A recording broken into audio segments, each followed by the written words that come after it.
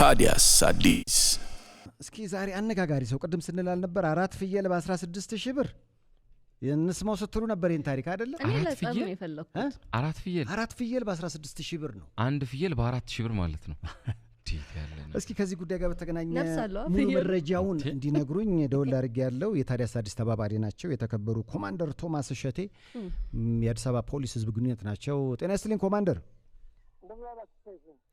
እንኳን አደረሶ። እንኳን አብሮ አደረሰን። ሰላም ናችሁ? አለን እግዚአብሔር። እንዴት ነው? ሰላም ነው? ዋዜማው ምን ይመስላል? ዋዜማው በጣም ፍጹም ሰላም ነው። እስካሁን ድረስ ባለው ነገር በአዲስ አበባ ላይ ሰላም ነው። ትናንትናም የስቅለት በዓል በፍጹም ሰላማዊ ሆኖ የተጠናቀቀው አሁን ሰላም ነው። ምናልባት ሌሊት ላይ መድፍ ይተኮሳል የሚል መረጃ ቅድም አይቼ ነበረ። ስንት ሰዓት ነው? እንዳትደነግጡ የሚል መልእክት አይቻለሁ። ሌሊት ላይ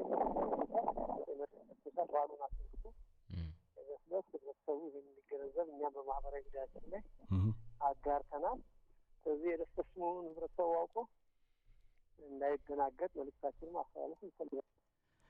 አዎ ያው እንግዲህ ዋዜማው ላይ በበዓል ላይ የሚፈጠሩ የተለያዩ ጉዳዮች ካሉ እንዲህ የተደዋወልን መረጃ የመለዋወጥ ባህል አለንና አሁን እነዚህን ሁለት አጠገብ ያሉትን የታዲያስ አዲስ አዘጋጆች ሆዷቸውን በደንብ ነው ያጮኩት ኮማንደር።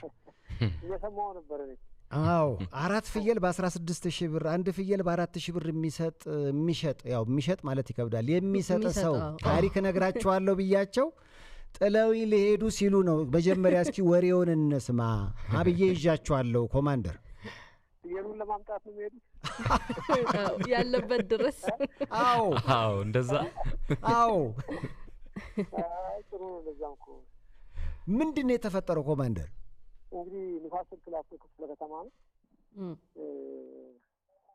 አንድ ሁለት ግለሰቦች ናቸው 4 ፍየሎችን ይዘው ይሄዳሉ። መንገድ ላይ ሲሄዱ የሚሸጡ መስሎት አቶ በቃሉ አበራ ይባላል ዋጋ ይጠይቃቸዋል። የፍየሎችን ዋጋ ሲጠይቃቸው በቃ 4ቱን ፍየሎች በ16000 ብር ይሰጣል። ምን አለ 4ቱን ፍየሎች በ16000 ብር ይሰጣል። ይህ እንዴት ሊሆን ይችላል ብሎ ተጠራጠረና አካባቢ ላሉ ፖሊሶች ምን አደረገ? መረጃውን ሰጣቸው። ሰዎቹ በቁጥጥር ስር ዋሉ። ፍየሎቹም ሰዎቹም ፖሊስ ጣቢያ ናቸው።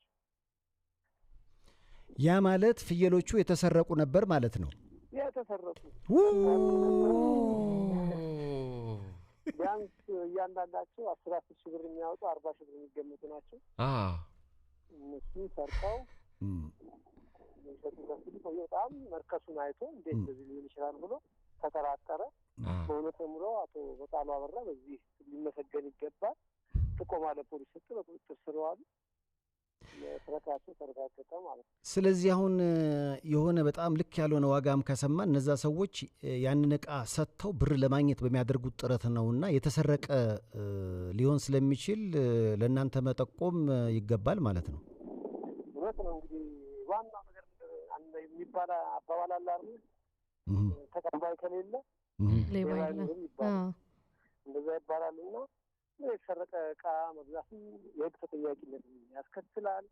ከዛ ባሻገር ግን ህብረተሰቡ አሁን የተለያዩ ጥቆማዎችን ይሰጣል ለፖሊስ። የተለያዩ አጋጣሚዎች የሚያያቸው የሚመለከታቸውን ያጠራጠሩትን ነገሮች ለፖሊስ ጥቆማ ይሰጣል። ይሄም አንድ ጥሩ ምሳሌ ነው ኮማንደር። እኛ ያደረጉትና ይሄም ሰዎች አንድ ነገር በረከሰ ቁጥር ርካሽ ነው ብሎ ከመግዛት ቁጠብ ብሎ ማሰብ ማሰላሰል ይጠይቃል ማለት ነው። አዎ እኛማ እኮ ልናመሰግንም ነበረ እንደው ለተቸገሩ ወገኖች በርካሽ ተሸጠ ብለን። አይ እኔ ያለመጠርጠር እንጂ ኮማንደር ሲመጡ በቃ ልጁን ሊያመሰግኑት ጠርተውት ነው ብዬ እኮ ነው። እኔም ካንተ ጋር ነኝ። አዎ እኔ እንደዛ ነው ያሰብኩት። የሚገርም ነው። አዎ እንዲህ አይነትማ ልበቀና ሰው ቢገኝ በአደባባይ እንሸልማለን። አይጠፋምም ደግሞ። ግን ባለቤቶቹ ተገኙ? የፍየሎቹ ባለቤት ተገኙ ኮማንደር? ባለቤቶቹ እንግዲህ እንትን ብለዋል፣ ተገኝተዋል። 4 ፍየል ሰርቀው እንግዲህ ሲሄዱ ይሸጣል ሲሏቸው እየነዱ ይሸጣል ሲባል 4ቱን በ16000 አሉ ማለት ነው። እዛው ብሩን ይዘው ለመሄድ ነው። ቶሎ ለመሄድ እንዴት ሊረከስ ቻለ ብሎ ለአካባቢ ፖሊስ ጠቆመ። ሲታዩ ከዛው አካባቢ ሰርቀው እየነዱ የመጡት ፍየል ነው ማለት ነው። የሚገርም ነው። እንደዛ ነው። አቶ በቃሉ አበራን ብታመሰግኑ ሰይፉ በጣም ደስ ይለኛል። ይሄው ኮማንደር አንድ አመላካች ናቸውና እንደዚህ አይነት ነገሮች ሲያጋጥሙ ለፖሊስ ጥቆማ መስጠት የተለመደ ነው። አሁን ይሄው ተጠናክሮ መቀጠል አለበት። አቶ በቃሉ አበራን በዚህ አጋጣሚ በጠቅላይ መምሪያው ስም ማመስገን እንወዳለን። በጣም የነቁ ዜጋ መሆናቸውን ነው ይሄ የሚያሳየው። ብዙ ጊዜ አንዳንዴ ወይ ለምን ረከሰ፣ በሽታ ላይ ወድቆ ይሆን፣ ሌሎች ነገሮችን ነው የምናስበው 4 ሙሉ ፍየል ተሰርቆ ይመጣል ብለን ስለማንገምትና ለፖሊስ መነገሩ አንድም ሌቦቹ እንዲያዙ ሆነ፣ ሁለትም ባለቤቶቹ እቃቸው እንዲደርሳቸው ያደርጋል። ያው እንግዲህ ከወዲሁ መልካም በዓል ብለናል። ኮማንደር ቶማስ ለስንብት የሚሉት መልእክት ካለ የስንብት ጥያቄ ነው። ኮማንደር በጣም አመሰግናለሁ። ለመላ የክርስትና እምነት ተከታዮች እንኳን ለትንሣኤ በዓል አደረሳችሁ እንላለን። በደግሞ የህብረተሰቡን ሰላምና ጸጥታ ደህንነት ለማረጋገጥ አሁን ትራፊክ ፖሊሶቻችን ስራ ላይ ናቸው። የወንጀል መከላከል አባላት ስራ ላይ ናቸው። ስታፉ አሁን ታጥቆ ስራ እየሰራ ነው ያለውና ይሄ ደግሞ ህብረተሰቡን ለማገልገል ስለሆነ እነሱም እንኳን አደረሳችሁ እንላለን። እናንተንም እንኳን አደረሳችሁ። በዓሉ የሰላም የደስታ እንኳን አብሮ አደረሰ። እናመሰግናለን። ኮማንደር ቶማስ ሸቴ ከአዲስ አበባ ፖሊስ ህዝብ ግንኙነት ስለነበረን ቆይታ ከልብ ነው የምናመሰግነው። እንግዲህ ወደ ሰኞ ማክሰኞ ደግሞ እንደዋወልና በዓሉ እንዴት አለፈ ለመባባል ያብቃን። ባባይ ቻው፣ መልካም በዓል። ዋው በጣም ሰራውላችሁ። በጣም ነው የሸወድከኝ። ማንም እንዲሸውዱኝ አያውቅም። እና አይደለም አለመጠራጠሬ በጣም አብረሽኛ ተጠራጠሪኝ። ቢያንስ ሳይፉን የአንድ ፍየል ዋጋ ሻይልም ይካለ 4000 ብር እኔና ሳይፉ ግን እናወጣለን። አሁን 4000 አታውጡም? አይ ዜናው እኮ ነው ያሳቀኝ መሰለ። አነጋጋሪው ሰው 4 ፍየል በ16000 ብር የሚሸጠው ሰው ያው እንግዲህ ተመሰገነ። ደሞ እኔ ደግሶን ሎሚያድ የሰጠውን ሽልማት በቃ ለዚህ ደጉ ሰውዬ እንሰጣለን የሆነ ሽልማት ማሰቢያው ስንት ሌባውን ልትሸልመው ምንድነው የሚሻል? ትሸላለማላችሁ። እኔ ደግ መሆኔ ነው እኮ ሌባ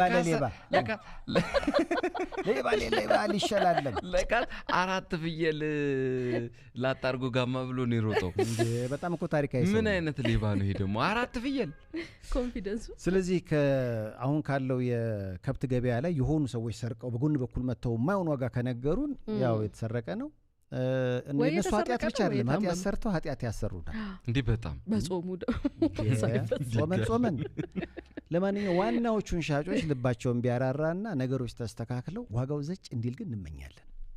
በጣም ልክ እንዳሁኑ እንዲሆን ዘጭ ይሄ አሁን ይሄ ሰው የሸጠበትን ዋጋ የምር ሆኖ ለማየት ያብቃል።